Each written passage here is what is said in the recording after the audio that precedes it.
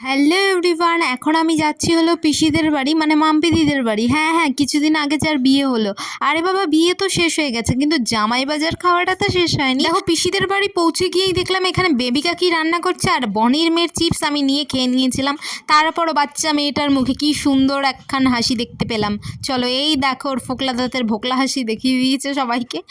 আমার কিন্তু বাচ্চাদের চটকাতে এমনিতেও ভালো লাগে, আর আমাদের বাড়িতে কিছুদিন পর একটা ছোট্ট পুচকু পাচকু আসবে, তার ভিডিও তো আমি তোমাদের সাথে সবসময় শেয়ার করতেই থাকবো। আর এখানে খাওয়া দাওয়ার পর একটা গোল মিটিং চলছিল, কারণ কি জানো, জামাইবাবু গেটে যেই টাকাটা দিয়েছে ওটাই আজকে খুচরো করে সবার মধ্যে ভাগযোগ করে নেব আমরা। তাই জন্য আমি আর বর্ষা চলে গিয়েছিলাম ব্যাংকে ওই 5,000 টাকা খুচরো করতে। মানে 500 টাকার নোট তো আর সবাইকে দেওয়া যাবে না, তাই 100 টাকার বান্ডিল আনতেই গিয়েছিলাম। তো খুচরো করে এনে সবার টাকাটা সবাইকে দিয়ে দিয়েছি, আর আমার টাকা আর বৌদিদির টাকা নিয়ে আমি বাড়ি চলে এসেছি। আর আজকের নিউ ব্লগটা এ পর্যন্তই। টাটা, সকলে ভালো থেকো।